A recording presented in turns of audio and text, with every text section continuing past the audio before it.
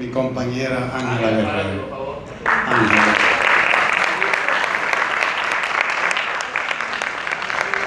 Porque ella fue quien asumió este reto. Yo no lo asumí, no lo hubiese asumido. Ella lo asumió.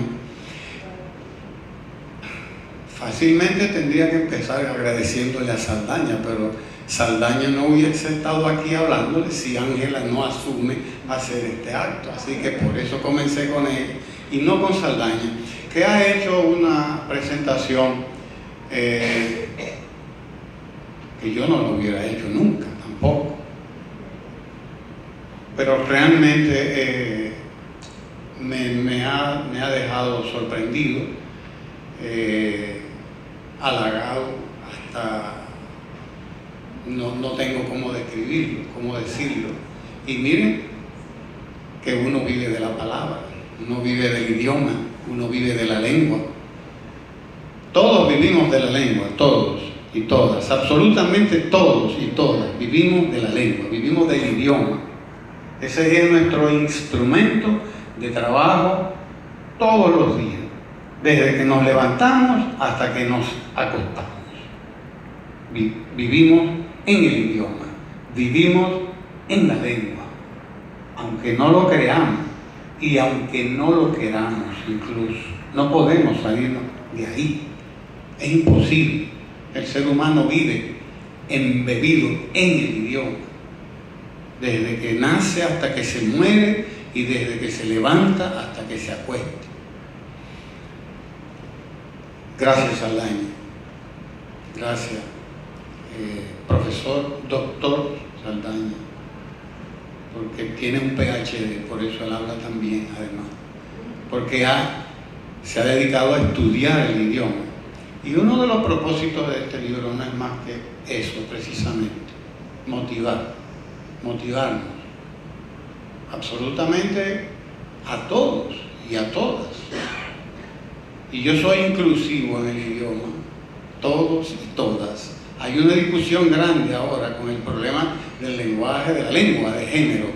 Y esto a los puristas les sabe a rayo, que no hay que decir todos y todas, porque se supone que en todos estamos todos y aquello. Bueno, hay una discusión grande con eso. Pero no hay que discutir tanto eso tampoco, porque no es necesario. Lo que hay es que no ser exagerado también. Ya en algún momento podemos hablar de esas cosas. Pero la idea original era compartir mi breve historia de la lengua, la mía. No es vanidad, porque pudiera resultar vanidoso. Pero yo asumí un compromiso con el profesor Celso Benavides, se me murió antes de cumplirlo. Se nos murió antes de que pudiera cumplirlo. Yo escribía poesía, ya casi no escribo poesía, porque uno se va como apartando de la poesía. La poesía es un poco egoísta, más que mi breve historia de la lengua. La poesía es un tanto egoísta, mucho más que todo lo otro que uno escribe, que la prosa, que está llamada quizás a ir más a la masa. Y yo tenía la deuda con el profesor Celso Benavides, que me decía: Ramón, tus libros de poesía son buenos, me gustan mucho, pero te voy a decir una cosa, hay que escribir ensayos. Si no escribimos ensayos, se nos va a morir el género. Recuerdo que me lo decía, y digo, bueno, tengo una deuda con el profesor. Y bueno, cuando vine a decidirme a cumplir con la deuda, ya él no estaba aquí. Pero el ensayo está. Y está con su nombre ahí, y mi agradecimiento al doctor Celso Benavides, que me introdujo con mano maestra en la historia de la lengua española. Y lo hizo de una manera que ya más nunca pude apartarme de ese tema. He hecho de todo en la vida, ustedes no se imaginan. He hecho de todo. Todo lo que a mí me es dable hacer, lo he hecho. Y me siento un tanto satisfecho con eso. Pero tenía que hacer esto en recordación del profesor Celso Benavides. repito, con mano maestra me introdujo y ya no pude salirme de la historia de la lengua, porque además, cuando usted entra en la historia de su idioma, entra en la historia de sí mismo, entra en la historia de los otros pueblos y entra en la historia de su pueblo. De repente dice, oye, pero mira dónde estoy.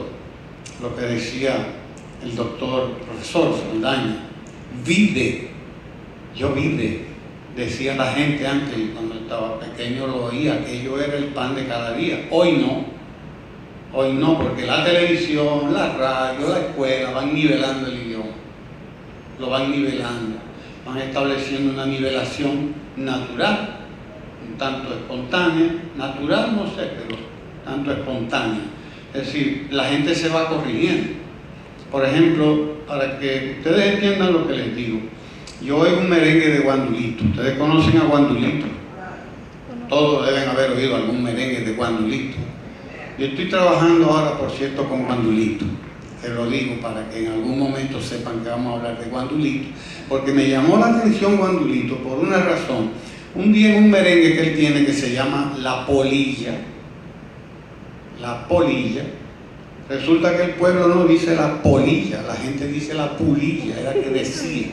Hoy ya es poco común oír pulilla, es poco común, no sé ustedes que están más en contacto con el pueblo, pero a mí me resulta extraño hoy, ya casi no oigo pulilla, con U. Pero cuando yo era muchacho, en mi pueblo lo que se decía era pulilla. Incluso a nosotros, los muchachos, nos decían, ¿y esta pulilla? La pulilla. Resulta que Guandulito canta y dice, te va a llevar la pulilla, pero un coro que él tiene atrás le dice, la polilla, o sea, lo corrige. En un mismo merengue usted encuentra que él, que era un campesino, dice, y te va a llevar la pulilla, pero el coro que él tiene atrás dice, la polilla, o sea, lo está corrigiendo. Lo está corrigiendo, y entonces él primero dice la pulilla, pero después sigue diciendo la polilla. Para que entiendan cómo es que se da la corrección de manera natural, espontánea, así, ¿no? Desde luego, Guandulito cantaba para Radamés Aracena, y Radamés Aracena era locutor, etc. Y trataba de que Guandulito se entrara en el carril de la lengua que la consideran correcta. ¿Y qué resulta? Que la O y la U, la vacilación O-U, el titubeo O-U, es común en el español nuestro, pero era común en el español medieval, muchísimo más común en el español medieval, de la Edad Media.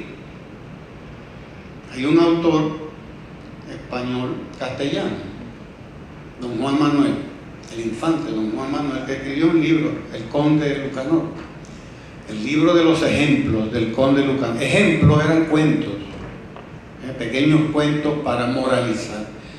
Y en el libro de don Juan Manuel, si uno no lee una versión corregida, desde luego, sino que lee una versión original que no ha sido corregida, sino que está en el español medieval, va a encontrar que don Juan Manuel precisamente tiene esa vacilación O-U.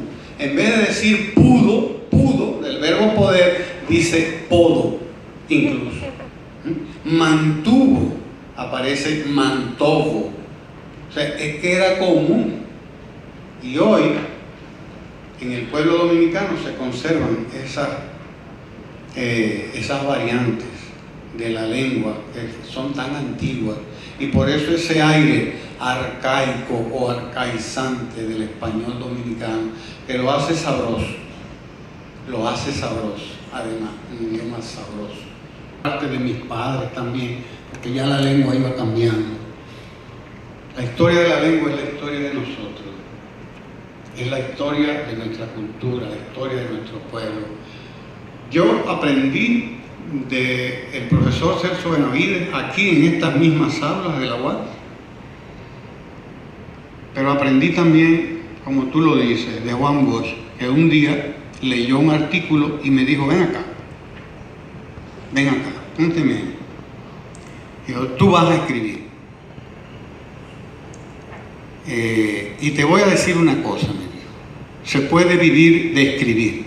Aquí hay gente que cree que no se puede vivir de escribir. Y sí, se puede vivir de escribir. Bueno, yo no he vivido de escribir, pero sí de hablar. Que es lo mismo, pero de otro modo. Y lo que quiero que sepan es que sí, que se puede vivir de escribir. Y de hablar, no quieren ustedes saber. Sí, porque los profesores viven de hablar. Yo fui profesor más de 20 años, 25 años. Pues viví de hablar. Y cuanto mejor hable, pues tanto mejor vivirá. Por ahí lo que ahora llaman un plus o un plus, porque lo pronuncian en inglés, pero es un plus en latín. Plus, es decir, un más, un agregado. Te ha multiplicado lo que usted estudió, sea lo que usted estudió, sea matemática, sea ingeniería, sea química, sea lo que sea, usted le agrega dominio del idioma, conocimiento, cariño, amor por su idioma, entonces eso no tiene precio. No quieran ustedes saber lo que eso significa. Y a eso va este texto también. Despertar un poco de cariño, mucho cariño hacia la variante de nuestro español, que es el español dominicano, como decía Saldaña, el ciclón batatero. Eso solamente se conoce aquí, pero no hay tampoco una expresión más espontánea y más gráfica que esa, que es un ciclón batatero. Imagínese usted, un ciclón que saca hasta las batatas de abajo de la tierra. Y es verdad. Entonces, don Juan me corrigió. Yo tuve ese privilegio, tener un maestro como él, que le corrija a uno y diga, no, mira, eso ahí, yo creo que así, porque no imponía.